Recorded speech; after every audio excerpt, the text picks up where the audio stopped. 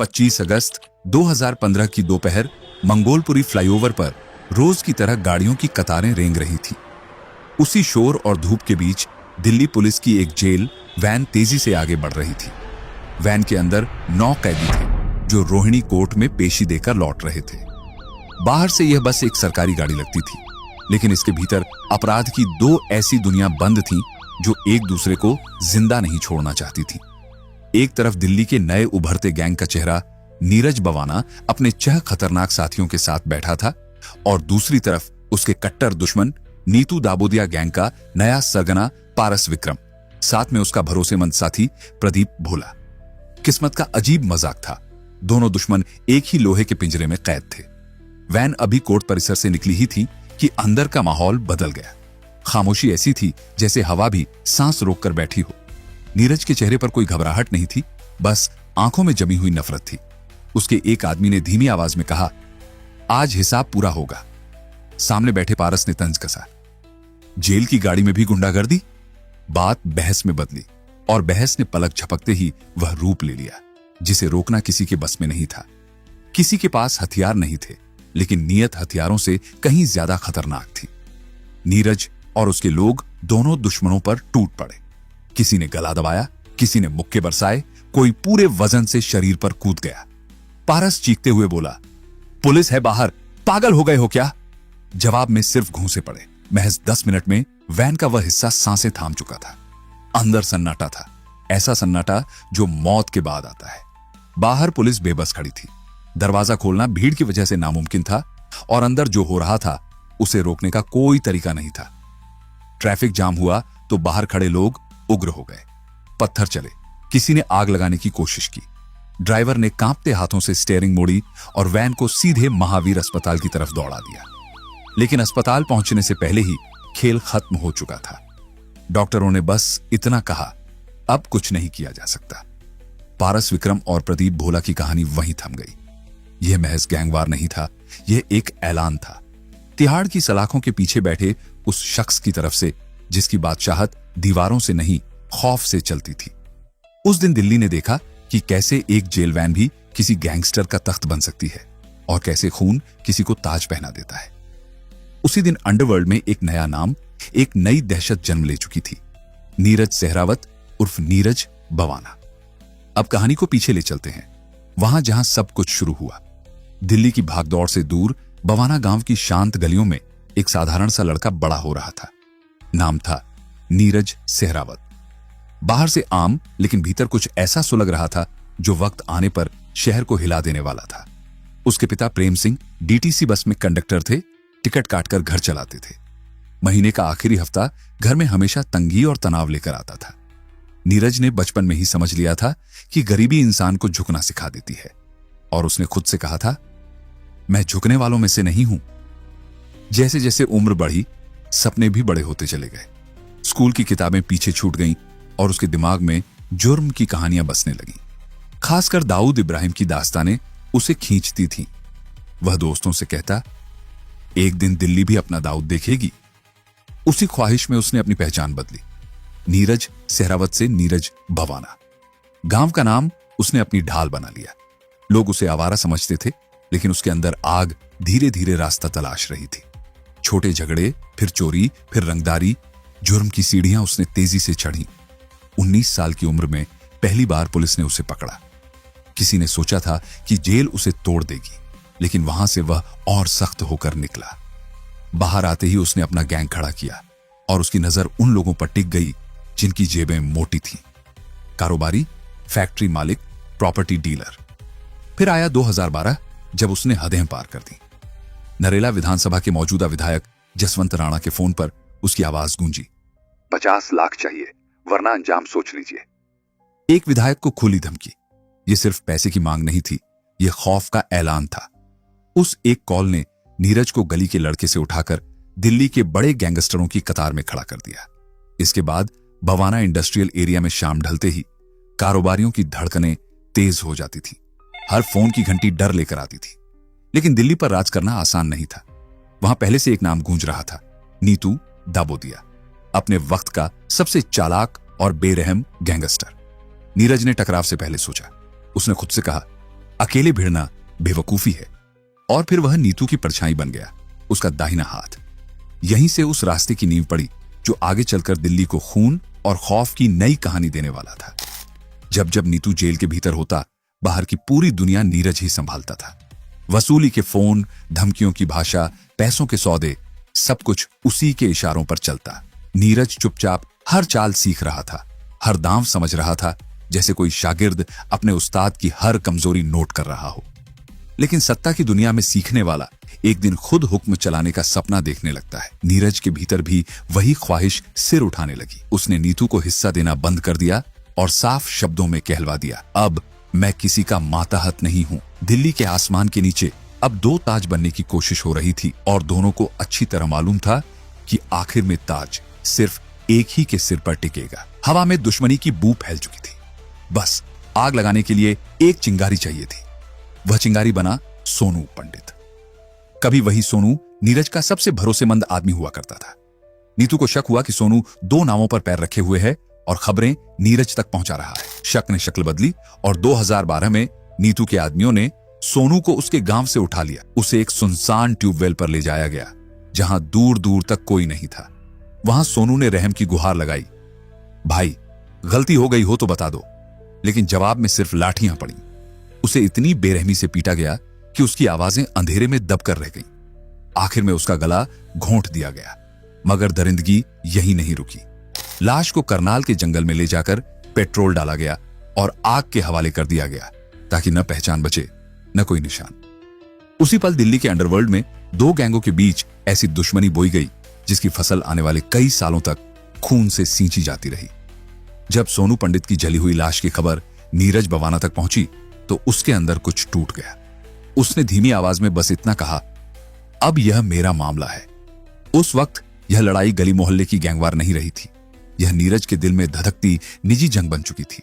ऐसी जंग जिसे उसके हिसाब से सिर्फ खून ही खत्म कर सकता था। नीरज ने खुलेआम ऐलान कर दिया कि सोनू के साथ जो हुआ उसका हिसाब लिया जाएगा। उसने अपने लोगों को इकट्ठा किया और कहा, अब पीछे हटने का सवाल ही नहीं। बदला उसके गैंग का नया उसूल बन गया। सोनू की मौत को उसने इंसाफ का नाम दिया और उसी नाम पर अपने आदमियों को इस कदर जोड़ा कि वे उसे सिर्फ सरगना नहीं, अपना भाई मानने लगे। इसके बाद दिल्ली की सड़कों पर खौफ के निशान दिखने लगे। पहला निशाना बना संदीप, वही आदमी जिसने सोनू को खत्म करने में नीतू का साथ दिया था। 2014 में नीरज ने उसे ढूंढ निकाला और कहानी वहीं खत्म कर दी। इसके बाद नीतू के एक और करीबी आदमी प्रदीप को भी गोलियों से भून दिया गया। अब साफ था कि अगला नंबर खुद नीतू का है। लेकिन नीतू भी डरकर बैठने वालों में से नहीं था। उसने पलटवार करते हुए नीरज के दाहिने हाथ मोनू वाजिदपुर को मरवा दिया। इसके बाद दिल्ली के रानीबाग, नरेला, बवाना, मुंडका, हर तरफ दिन दहाड़े गोलियां चलने लगीं। 3 साल के भीतर दोनों गैंगों के 9 से ज्यादा लोग सड़क पर ढेर हो चुके थे। पुलिस के लिए यह लड़ाई किसी ऐसे अंधे गड्ढे जैसी थी जहां घुसने का रास्ता तो दिखता था लेकिन बाहर निकलने का नहीं। फिर किस्मत ने अचानक करवट ली।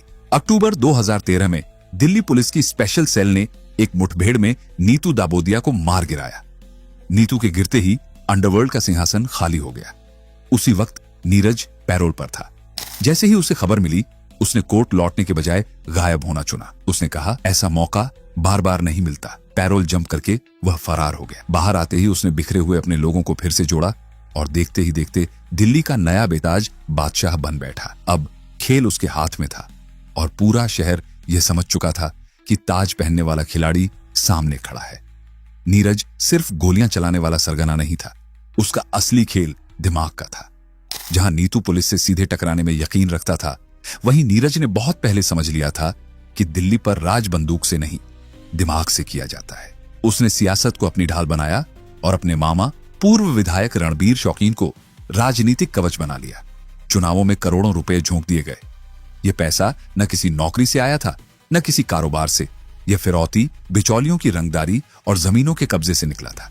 नीरज अक्सर कहा करता था, ताकत वही है जो सिस्टम को साथ चला ले, और वह यही कर रहा था। धीरे धीरे उसका साम्राज्य दिल्ली की सरहदों से बाहर फैलने लगा। हरियाणा का सुनील राठी हो या उत्तर प्रदेश का अमित भूरा, बड़े बड़े नाम उसके नेटवर्क का हिस्सा बनते चले गए। अब यह कोई लोकल गैंग नहीं रह गया था, यह एक इंटरस्टेट क्राइम सिंडिकेट बन चुका था। जिसका अपना राजनीतिक चेहरा था और अपना एक सिस्टम जिसे नीरज टैक्स कहता था, जबकि हकीकत में वह रंगदारी थी। दिल्ली पुलिस के लिए नीरज अब एक अपराधी भर नहीं रहा, वह एक चलता फिरता दुस्वप्न बन चुका था। कई राज्यों की पुलिस उसकी तलाश में थी, लेकिन वह 18 महीनों तक किसी साए की तरह हाथ नहीं आया। उसकी सबसे बड़ी ताकत उसकी चालाकी थी। उसने फोन का इस्तेमाल लगभग खत्म कर दिया। सारे आदेश इंटरनेट आधारित एन्क्रिप्टेड चैट्स पर चलते थे। उसकी लोकेशन हर दिन बदलती, कभी उत्तर प्रदेश, कभी हरियाणा, कभी कोलकाता, तो कभी मुंबई। पुलिस उसके 35 से ज्यादा गुर्गों को पकड़ चुकी थी, लेकिन नीरज हर बार ऐसे फिसल जाता जैसे उंगलियों से धुआं। एक अफसर झुंझलाकर बोला था, यह आदमी नहीं, पूरा सिस्टम है। लेकिन हर कहानी आखिरकार अपने आखिरी मोड़ पर पहुंचती है। नीरज बवाना की कहानी का क्लाइमैक्स शुरू हुआ 7 अप्रैल 2015 की ठंडी सुबह से। दिल्ली पुलिस की स्पेशल सेल को एक इनपुट मिला जिसने पूरे महकमे की सांसें तेज कर दी। नीरज आज दिल्ली में है और अपने घर वालों से मिलने आने वाला है। सुबह 4:45 बजे मेन रोहतक रोड पर एक खामोश सा जाल बिछा दिया गया। सड़क सुनसान थी, हवा में अजीब सा तनाव था। तभी दूर से एक कार की हेडलाइटें चमकी। पुलिस ने रुकने का इशारा किया, लेकिन कार और तेज हो गई, मानो मौत से होड़ लगा रही हो। कुछ सेकंड की दौड़ के बाद गाड़ी को चारों तरफ से घेर लिया गया। नीरज ने हथियार निकालने की कोशिश की और बुदबुदाया, आज भी निकल जाएंगे। लेकिन इस बार किस्मत ने मुंह फेर लिया था। स्पेशल सेल के कमांडो बिजली की तेजी से टूट पड़े और नीरज के साथ उसके साथी मोहम्मद राशिद खान को जमीन पर दबोच लिया। 18 महीनों का चूहे बिल्ली का खेल वहीं खत्म हो गया। दिल्ली का सबसे तेज दिमाग वाला अपराधी आखिरकार सलाखों के पीछे था। सबने राहत की सांस ली, जैसे कहानी यहीं खत्म हो गई हो। लेकिन असली डरावना अध्याय तो अब शुरू होना था। नीरज को तिहाड़ जेल की हाई सिक्योरिटी बैरक में डाल दिया गया। पुलिस को लगा कि अब चैन मिलेगा। उन्हें यह अंदाजा नहीं था कि नीरज का शरीर भले कैद हो गया हो, उसका दिमाग पहले से ज्यादा आजाद और शातिर हो चुका था। तिहाड़ उसके लिए सजा नहीं, बल्कि एक मुनाफे वाला ऑफिस बन गया था। चोरी छिपे पहुंचे मोबाइल फोन ने उसे फिरौती, वसूली और गैंग ऑपरेशन चलाने की पूरी छूट दे दी। उसका खास आदमी नवीन बाली वहीं से एक बिजनेसमैन से 50 लाख की फिरौती मांगते पकड़ा गया। बाहर उसके फाइनेंसर, फिक्सर और वफादार गुर्गे हर आदेश पर सिर झुकाए खड़े थे। एक दिन जब पुलिस ने बवाना गांव में उसके घर पर छापा मारा तो अफसर भी हैरान रह गए। अवैध हथियार, कारतूस और एक बुलेट प्रूफ स्कॉर्पियो बरामद हुई। यहां तक कि उसके पिता प्रेम सिंह को भी गिरफ्तार करना पड़ा। यह साफ हो चुका था कि बवाना परिवार इस पूरी क्राइम मशीन का हिस्सा बन चुका था। जेल के भीतर रहते हुए नीरज को वह सब मिल रहा था जो बाहर शायद कभी मुमकिन नहीं था। नए साथी, नई ताकत और नए मौके। यहीं उसकी मुलाकात हुई टिल्लू ताजपुरिया से, जो दिल्ली का एक और बेहद शातिर खिलाड़ी था। टिल्लू की दुश्मनी जितेंद्र उर्फ गोगी से कॉलेज के दिनों से चली आ रही थी। एक कॉलेज चुनाव ने दोनों को आमने सामने खड़ा कर दिया था और कुछ ही सालों में वह रंजिश ऐसी गैंगवार में बदल गई थी जिसमें दर्जनों जानें चली गईं। जेल के अंदर एक दिन टिल्लू ने कहा, दुश्मन का दुश्मन अक्सर दोस्त बन जाता है। नीरज मुस्कुराया और बोला, तो फिर खेल बड़ा खेलते हैं। इसी तरह दोनों ने हाथ मिला लिया। यह कोई मामूली दोस्ती नहीं थी, यह दिल्ली के अंडरवर्ल्ड का अब तक का सबसे बड़ा मर्जर था, जिसने आने वाले वक्त की कहानी और भी खौफनाक बना दी। अब मैदान में दो महाशक्तियां साफ दिखाई देने लगी थीं। एक तरफ नीरज बवाना और टिल्लू ताजपुरिया का मजबूत गठबंधन था, जिसे पंजाब के कुख्यात दविंदर बंबिहा का भी खुला सहारा मिल चुका था। दूसरी तरफ गोगी गैंग खड़ा था, जिसके पीछे लॉरेंस बिश्नोई, काला झाठेरी और कई दूसरे फायदे की तलाश में घूमते डॉन खड़े थे। यह लड़ाई अब सिर्फ दिल्ली तक सीमित नहीं रही थी, इसका जाल सरहदों से बाहर फैल चुका था। कनाडा में बैठे गोल्डी बराड से लेकर यूके में एक्टिव कपिल सांगवान तक। तिहाड़ अब महज जेल नहीं रही थी, बल्कि दो विशाल आपराधिक साम्राज्यों का सीक्रेट वॉर रूम बन चुकी थी, जहां हर चाल खामोशी में चली जाती थी और हर साजिश वक्त के साथ और खतरनाक होती जा रही थी। इसी अंधेरे वॉर रूम में एक ऐसी योजना आकार ले रही थी जिसने आगे चलकर भारत की क्राइम हिस्ट्री में ऐसा अध्याय जोड़ा जिसका नाम आज भी लोगों की रीढ़ में सिहरन दौड़ा देता है। तारीख थी 24 सितंबर 2021। रोहिणी कोर्ट में दिन बिल्कुल आम सा लग रहा था। वही कचहरी की सीढ़ियां, वकीलों की भागदौड़, पुलिस की आवाजें और फाइलों की खड़खड़ाहट। लेकिन कोर्ट रूम नंबर 207 उस दिन एक तूफान को अपने भीतर छुपाए बैठा था, जिसकी भनक किसी को नहीं थी। जितेंद्र उर्फ गोगी को पेशी के लिए लाया गया। अदालत के अंदर काले कोटों की भीड़ थी, हर तरफ वकील ही वकील। उसी भीड़ में दो चेहरे और थे जो पूरी तरह घुले मिले लग रहे थे। साफ सुथरी वकालती ड्रेस, हाथों में फाइलें, चेहरे पर आत्मविश्वास। ऐसा कुछ भी नहीं था जो शक पैदा करे। एक ने धीमे से दूसरे से कहा, सब तैयार है। जैसे ही गोगी कटघरे के पास पहुंचा, अचानक हवा को चीरती हुई दो पिस्तौलें बाहर आईं। अगले ही पल गोलियों की गड़गड़ाहट से कोर्ट रूम गूंज उठा। लोग कुर्सियों के नीचे दुबक गए। वकील जान बचाने के लिए दरवाजों की तरफ भागे। कोई चिल्लाया, लेट जाओ, लेट जाओ, लेकिन तब तक बहुत देर हो चुकी थी। गोगी गोलियों से छलनी होकर जमीन पर गिर चुका था। पुलिस ने भी पल भर की देरी नहीं की। दोनों हमलावर राहुल और जगदीप को वहीं ढेर कर दिया गया। इंसाफ का मंदिर पल भर में जंग का मैदान बन चुका था। दीवारों पर गोलियों के निशान थे और हवा में बारूद की गंध तैर रही थी। जांच शुरू हुई तो जो सच सामने आया उसने सिस्टम की नींव हिला दी। यह कोई अचानक हुआ हमला नहीं था, बल्कि बेहद सटीक तरीके से तैयार किया गया एक ब्लूप्रिंट था। इस साजिश की डोर मंडोली जेल के अंदर बैठे टिल्लू ताजपुरिया के हाथों में थी। जेल से व्हाट्सएप कॉल पर मीटिंग्स चलती रहीं। ट्रेनिंग एक नए नवेले लॉ ग्रेजुएट उमंग यादव ने दी थी और हथियारों की सप्लाई नीरज बवाना के सबसे भरोसेमंद आदमी डब्बास ने करवाई थी। एक अफसर ने हैरानी से कहा, इन्होंने कोर्ट को भी नहीं छोड़ा। यह सिर्फ गैंगवार नहीं था, यह न्याय व्यवस्था के सीने पर किया गया सीधा वार था। अपराधियों ने साबित कर दिया था कि उनकी पहुंच उन दीवारों तक भी है जहां कानून खुद को सबसे सुरक्षित समझता था। इस वारदात के बाद नीरज बवाना का नाम अंडरवर्ल्ड में और ऊंचा उछल गया। ऐसा लगा जैसे दिल्ली किसी नए खौफ के साए में चली गई हो। लेकिन कहानी यहीं खत्म नहीं होती। नीरज की जिंदगी का सबसे गहरा और अंधेरा सच अभी बाकी था।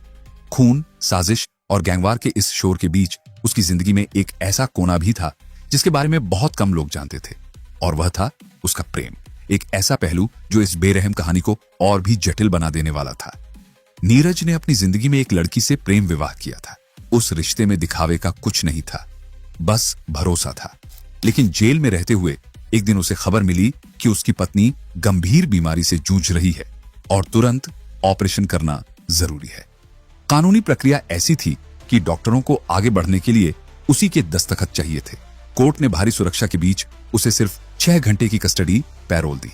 हथियारों से lace commando, bullet proof jacket, आगे पीछे गाड़ियों का लंबा काफिला। मंजर ऐसा था जैसे किसी हाई वैल्यू आतंकी को शिफ्ट किया जा रहा हो। मगर उस काफिले के बीच बैठा नीरज उस दिन डॉन नहीं, एक परेशान पति लग रहा था। अस्पताल पहुंचकर उसने फाइल देखी, हाथ कांपते हुए दस्तखत किए और पत्नी की तरफ देखकर बस इतना कहा, सब ठीक हो जाएगा। कुछ मिनट बाद वह फिर उसी दुनिया में लौटा जहां दीवारें ऊंची थीं और इंसान अकेला। एक तरफ उसकी जिंदगी में गोलियां, गैंग और खौफ का अंधेरा था, और दूसरी तरफ प्रेम, डर और इंसानियत की हल्की सी रोशनी। नीरज बवाना की कहानी शायद इसी दोहरे चेहरे को समझने की कोशिश है। एक तरफ खून का सैलाब, दूसरी तरफ एक आदमी की कमजोर धड़कन। लेकिन उसकी जिंदगी का सबसे डरावना सच उसके बाहरी दुश्मनों में नहीं, बल्कि उसके अपने घर की चारदीवारी के भीतर छिपा था। उसी घर में उसकी एक बहन थी, शांत, सरल और अपने तरीके से खुश रहने वाली। उसे अमित नाम के लड़के से प्यार हो गया। अमित की जाति वह नहीं थी जिसे नीरज का परिवार अपने बराबर मानता था। लड़की ने तमाम बंदिशों के बावजूद अपना रिश्ता नहीं छोड़ा। जब यह खबर तिहाड़ की दीवारों को पार करती हुई नीरज तक पहुंची तो उसके भीतर दबी हुई सामंती सोच अंगार बनकर भड़क उठी। जिस आदमी ने अपनी पत्नी की जान बचाने के लिए कानून से लंबी लड़ाई लड़ी थी, वही आदमी अपनी बहन के प्यार को इज्जत पर दाग मान बैठा। जेल की एक कोठरी में बैठकर उसने ठंडे लहजे में हुक्म दिया, दोनों को खत्म कर दो। यह सुनकर उसके अपने आदमी भी पल भर के लिए चुप हो गए। अक्टूबर 2018 की एक रात अंधेरे से 2 बाइकें निकली। सड़क पर जैसे ही वह जोड़ा दिखा, गोलियों की बारिश शुरू हो गई। अमित वहीं गिर पड़ा और नीरज की अपनी बहन खून में लथपथ सड़क पर तड़पती रह गई। यह नीरज बवाना का सबसे क्रूप चेहरा था, जहां झूठी इज्जत, जाति और अहंकार के आगे अपनी ही बहन की जिंदगी की कोई कीमत नहीं बची। उसका सबसे शर्मनाक अपराध किसी दुश्मन गैंग पर नहीं, बल्कि अपने ही खून पर किया गया हमला था, और वजह सिर्फ प्रेम। आज भी नीरज तिहाड़ की उसी हाई सिक्योरिटी सेल में बंद है, जहां उसे एक साधारण टीवी तक देखने की इजाजत नहीं। कभी वह छोटा राजन जैसी सुविधाओं की मांग को लेकर भूख हड़ताल की बात करता है, तो कभी जेल प्रशासन पर अव्यवस्थाओं के आरोप लगाता है।